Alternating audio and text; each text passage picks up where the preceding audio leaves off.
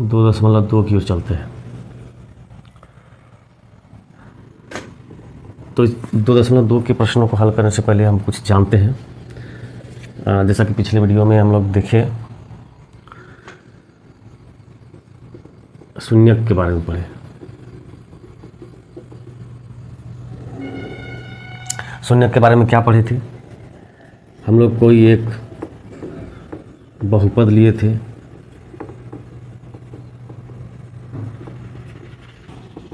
-2। एक बहुपद है 5x³ - 2x² + 3x - 2। P1 का मतलब क्या हुआ? P1 का मतलब है कि x = 1 रख करके जो वैल्यू आएगा वो P1 का मान देगा। तो हम यहाँ पर x की जगह में 1 रखते हैं तो क्या आएगा?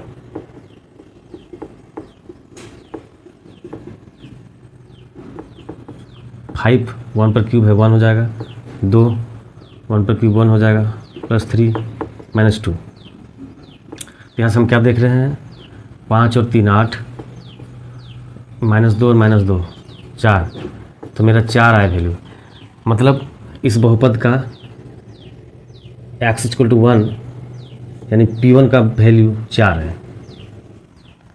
उसी तरह से हम लोग यहाँ पर x का मान 2 3 4, इस तरह से किसी का वैल्यू रख करके जो मान आएगा उसका P1 का मान कहलाएगा, P3 का मान कहलाएगा, P4 का मान कहलाएगा। इसी तरह से जो भी x का मान रखेंगे वो उस बहुपद का मान देगा। तो इसी क्रम में एक और उदाहरण लेते हैं।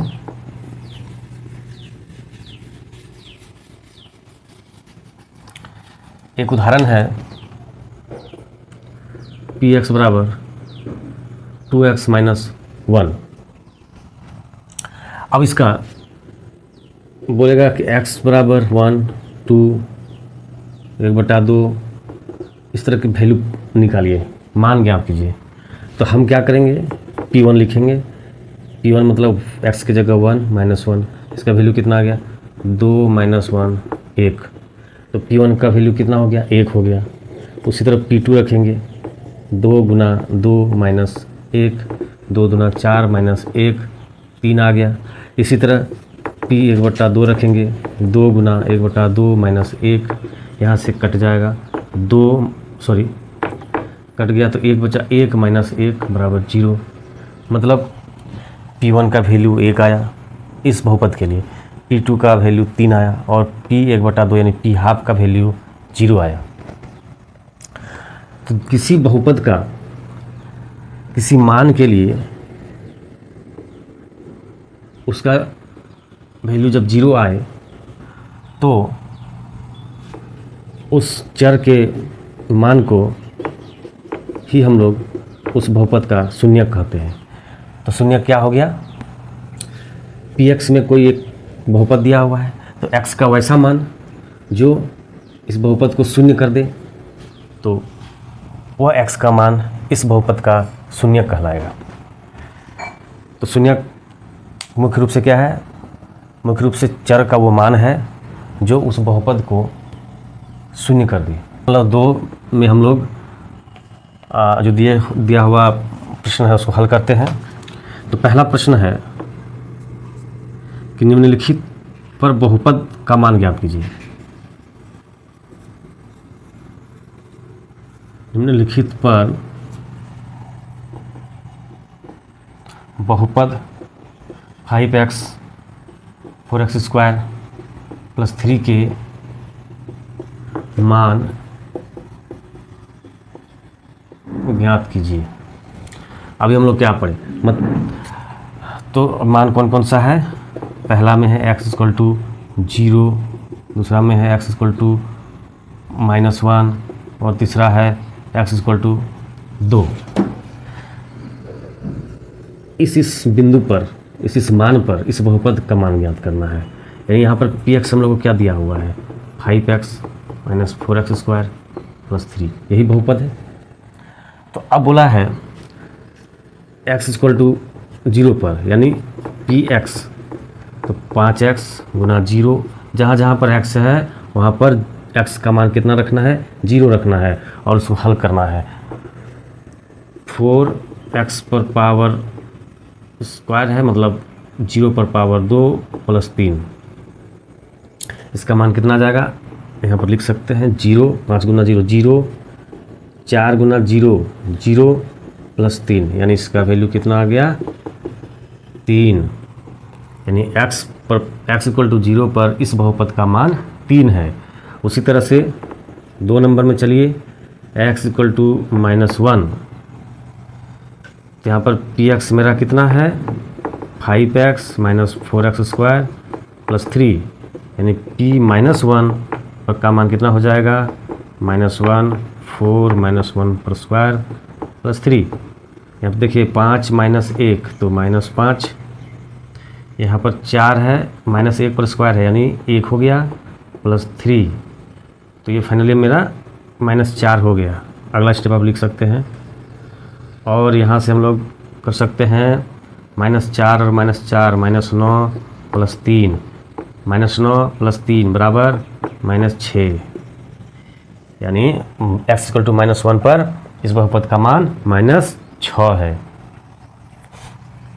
चलिए अगला हम लोग हल करते हैं, x इक्वल टू -2, यानी p2 बराबर कितना हो जाएगा, चलिए बैठा दे डायरेक्ट, p2 हो जाएगा 5 इंटू 2 प्लस 2 का स्क्वायर प्लस 3, कितना हो गया 5 गुना 10 -4, ये भी हो जाएगा 4 प्लस 3, यहाँ से आ गया 10 और 3 13 और 4 चौक 16, यहाँ भी आ जाएगा -3 आंसर आ जाएगा।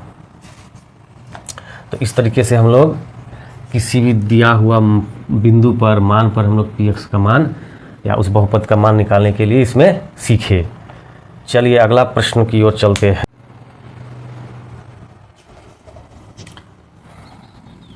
नेक्स्ट क्वेश्चन है क्वेश्चन नंबर 2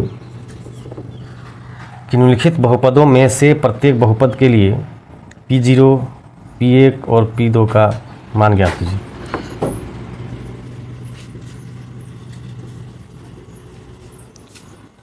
निम्नलिखित बहुपदों के लिए p0, p1 और p2 का मान ज्ञात करें। पहला बहुपद है py equal to y square minus y plus 1। यहाँ पर किसका किसका मान निकालना है, p0, p1 और p2 का। बहुपद मेरा क्या है, py है।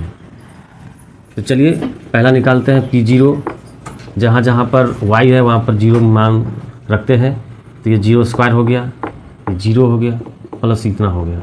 इसको आगे हल कर सकते हैं, नहीं तो देख सकते हैं इसका 0 और ये 0, यानी फाइनली 1 आ गया इसका आंसर। उसी तरह p1 का मान, जहाँ y है वहाँ पर 1 मान रखते हैं, 1 स्क्वायर माइनस 1 प्लस 1, ये हो गया 1 का स्क्वायर 1 1 1, ये माइनस प्लस कैंसिल, यानी इसका वैल्यू आ गया 1। उसी तरह p2 का मान निकालते हैं, इसमें रखिए 2 का स्क्वायर माइनस 2 प्लस 1, यहाँ से 2 दूना 4, 2 प्लस 1, ये कितना आ गया 4 और 1 5, और ये 2 आ गया 3 इसका आंसर। तो इस तरह से हम लोग p0 का मान, p1 का मान, p2 का मान ज्ञात कर लिए हैं। चलिए इसी तरह से अगला जो प्रश्न है वो pt है 2 नंबर का। t में बहुपद दिया हुआ है 2 plus t square minus t3।